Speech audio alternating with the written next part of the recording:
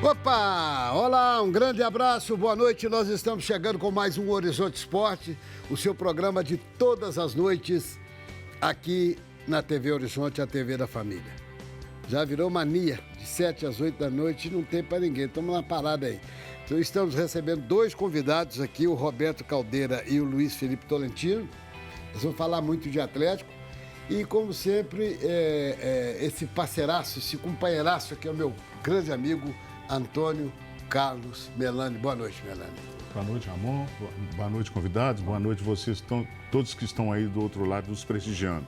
Estamos aqui mais uma vez para falar de bola. Agora a vinheta para me apresentar os convidados. Cadê a vinheta? Bora?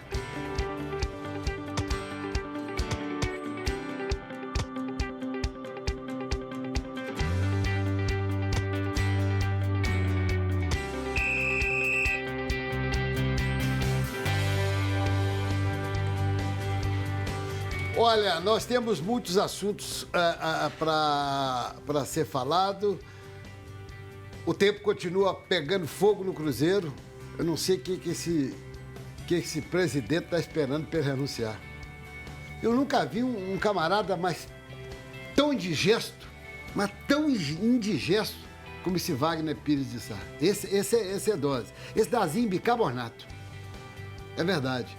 Não sei o que ele está esperando, cara. Já falei isso aqui 500 vezes. Já comeu toda a carne e agora não quer largar o osso. Não quer largar o osso. E o Cruzeiro quebrado, indo pro buraco. Mas isso é assunto para daqui a pouco, porque nesse momento eu vou cumprimentar o Roberto Caldeira. Eles estão aqui com um projeto beleza aqui, ó, Renova Galo. O Atlético está precisando mesmo disso, viu, gente? O Atlético está precisando dar uma guinada, uma mexida. Alguém precisa sacudir esse time, precisa entrar gente nova. Um abraço, Roberto. Prazer tê-lo aqui. Boa noite. Boa noite, Ramon. Boa noite, Melani. Boa noite aí aos telespectadores. Prazer é nosso de estar aqui, né, com essa oportunidade de falar sobre o Atlético, falar sobre esse projeto Renova Galo, que é uma iniciativa de torcedores comuns, um projeto para a torcida do Atlético, de torcedores para a torcida, pensando no bem do Atlético, para ajudar o Atlético. E a gente fala mais aí. Bom, prazer nós de receber vocês aqui. Um pedido do Fernando Amunier com o aval do Melani, isso não é pedido, isso é ordem. A ordem tem que ser cumprida. A ordem foi... E também do chefe, né? Do Fabiano Caseca, que tem os planos também dele dentro do Clube Atlético Mineiro. Eu vou te dizer uma coisa.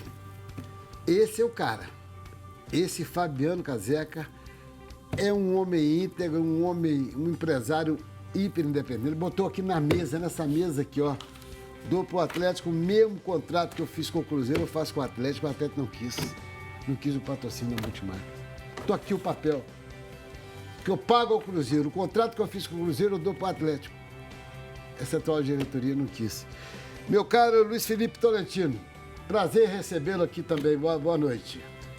Boa noite, telespectadores da TV Horizonte. Um prazer muito grande estar aqui para voltar a falar das coisas do Atlético, pelo qual eu luto há mais de 20 anos. Democratizar o Atlético em primeiro lugar, para todo mundo enxergar qual é a grandeza desse time. É isso aí. Melani, você está com a palavra para começar a entrevistar os rapazes. Para o Roberto e também para o Luiz Tolentino. Eu estou vendo aqui as propostas que vocês estão apresentando e vejo que é isso aí, é para onde o futebol brasileiro, os clubes deveriam caminhar. E seria interessante que o Roberto apresentasse, né, já que ele tem na memória, na cabeça, o que é o pensamento dele. Não é para salvar o futebol brasileiro, mas para encaminhar para dentro de uma normalidade para que os clubes no futuro não possam não enfrentar o problema que hoje está enfrentando o Cruzeiro e vários outros, cheio de dívidas.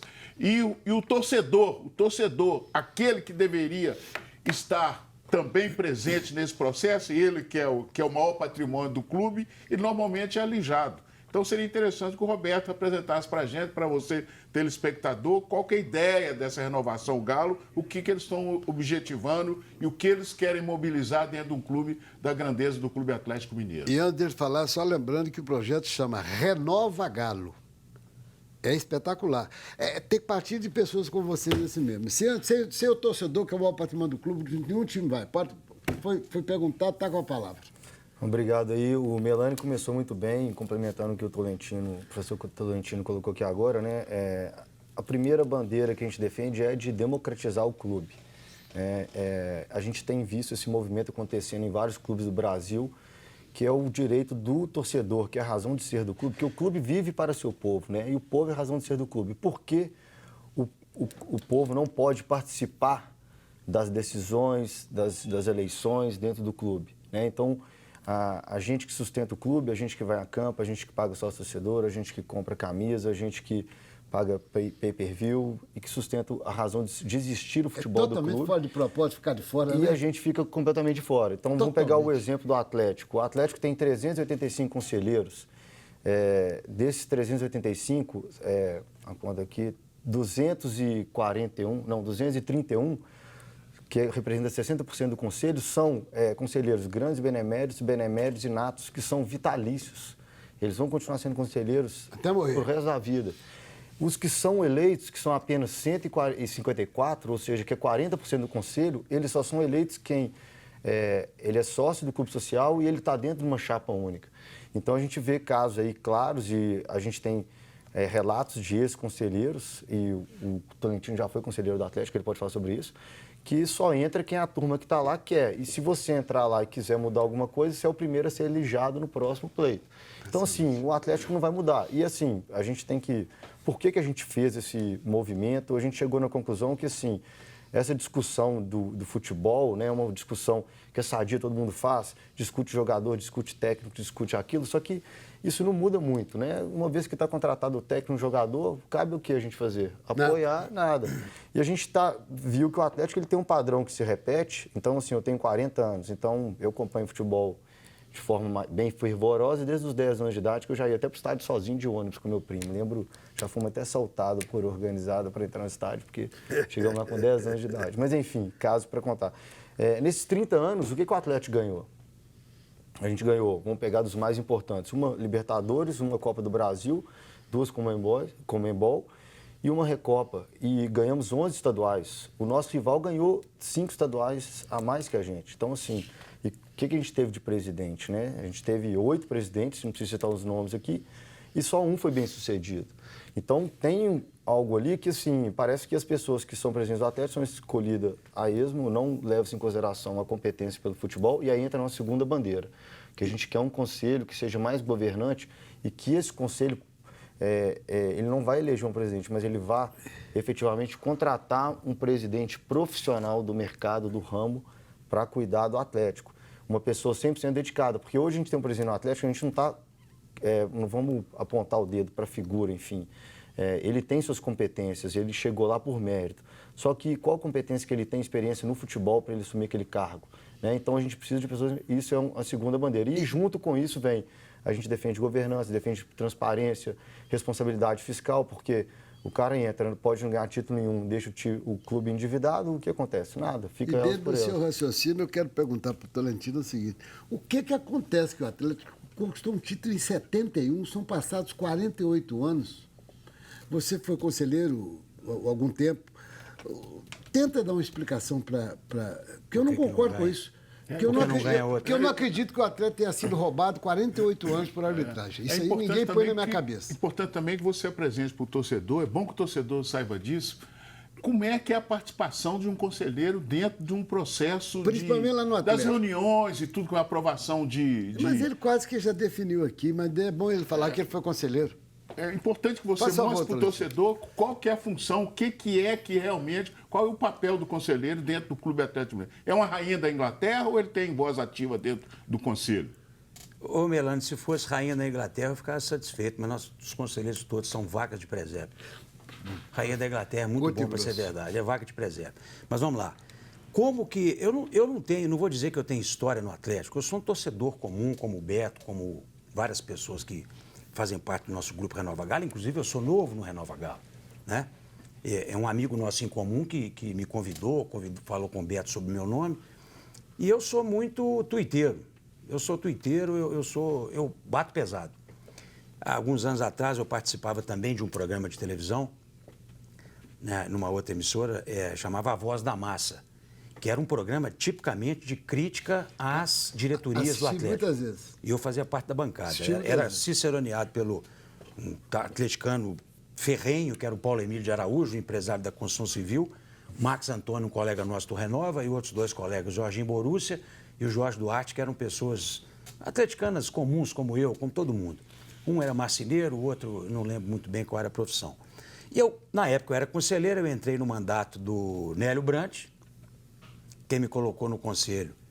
Eu era associado do Labareda, primeiro eu era associado da Vila, depois vendi, fui na sede, paguei a diferença, peguei a cota do Labareda e virei associado do Labareda. E um certo dia, passando pela roleta, eu perguntei para o diretor-presidente do Labareda na época, o Geraldo Leite. Eu falei, seu Geraldo, o que eu faço para ser conselheiro do Atlético? Espera aí que eu ponho o nome seu na tabuleta. Eu falei, uai, não tem eleição aqui não. Beleza. Meu nome estava lá, Luiz Felipe Tolentino, entrou na tabuleta e foi para a sede. Eu não estou muito bem lembrado agora, Beto, você pode até me ajudar, porque na minha época, parece, se eu tiver com a memória ruim, eram 20 conselheiros eleitos pelo Labareda e 40 pela Vila. Ou 40 pelo Labareda e 80 pela Vila. Geralmente um o dobro do outro. E o nome da gente, não, aquele ali pode, não, esse não, que esse é xiita, esse pode ir porque eu não conheço ele, vamos ver como é que é. Então vai colocando o nome da pessoa. Aí você entra para o conselho. Quando você vai assistir uma reunião, eu nunca perdi nenhuma reunião, porque se você perder, parece que uma ou duas, durante determinado período, você é excluído do conselho. Eu acredito, dificilmente eles sigam isso. Tem muita gente que falta, dificilmente segue isso. Mas o que me deixava mais indignado não era entrar como eu entrei para ser conselheiro do Atlético, é que pela sede, entram 150 conselheiros. Hoje, 154. A sede não é clube. Já foi. Mas não é clube mais não. E entra como vitalício. Muitas pessoas, como desembargadores, procurador, deputado, vereador, juiz, entram para engrossar o conselho, para depois a liderança, que eu costumo chamar trupe, em 1998, entrou no clube e não saiu mais. Para dizer que o conselho é de pessoas renomadas, que o conselho é ilibadíssimo e tudo mais. Nada contra as pessoas que são desembargadores, muito pelo contrário. Aliás, um prazer muito grande e é satisfação ter essas pessoas no conselho. Mas como? Qual foi o forma de entrar que qual foi o critério utilizado para colocar os conselheiros lá dentro? As pessoas falam, mas eu estou sendo escolhido. Eles representam quem? A quem eles representam? A mim? Não, eu não sou do setor judiciário. Eu sou torcedor do Atlético, eu sou um engenheiro civil, um professor universitário. Os sócios do Labareda e da Vila, eles não têm voz dentro do conselho. Não, nenhuma. Melano, eu posso até não te interrompendo, sim, mas já vou fazer. só... Eles nem conhecem nem a sede do Atlético. Não. Eles não conhecem o Labareda, nunca entraram lá no Labareda, botaram o pé numa piscina. Nunca Salgado, foram. e eu tenho uma coisa interessante para dizer. Isso aí, assim, é coisa que aconteceu comigo. Em 2009, eu entreguei a carteira do Labareda, devolvi na secretaria, muito obrigado, eu não quero ser sócio mais, e fui embora. O pessoal da SEP, não, o que é isso, não faz isso não, já deu, briguei, disputei a eleição 2 vezes no Atlético como vice-presidente do Gustavo Rodarte, um advogado tributarista inteligentíssimo, do César Medeiros, um economista inteligentíssimo, com um projeto para o Atlético espetacular, que ninguém deu ideia. Muito bem. Mas o que me deixou indignado, o que me motivou a sair, a deixar o Atlético, foi o seguinte, eu montei uma chapa de oposição lá no Labareda. E para montar a chapa de oposição, a dificuldade é muito grande, porque a gente precisa de pegar as assinaturas das pessoas que vão participar da chapa. Pegar a assinatura delas. Muitas têm medo de assinar porque ficam com medo de ser retaliadas pelo diretor-presidente da época, ou de agora ou de sempre, não sei. Enfim, ficavam constrangidas de oferecerem o nome. E eu tinha uma lista que eu peguei um abaixo-assinado lá, que a gente estava querendo, inclusive, fazer o sócio votar, peguei um abaixo-assinado e utilizei essa lista como 50 pessoas para montarem a chapa. E não é que sabotaram a nossa chapa? Você não conseguiu nem entrar. Né? Não, mas sabotaram. Mas, ô Tolentino, como é que sabotaram? Se apresentou para nós uma pessoa que se dizia indignada com a diretoria presidente do Clube Labareda, indignada, entrou, deu o número da cota, bonitinho, se tiver inadimplente, não pode participar. Isso é um motivo de impugnação. Certo. Fomos atrás, não tinha nada. Daí apareceu que a pessoa estava inadimplente, a nossa chapa foi impugnada. Aí ganhou a chapa que ajudou a reeleger Alexandre Calil para presidente do Atlético. Tá certo? Então, assim, Do lado de lá, nós estamos vendo o que está acontecendo.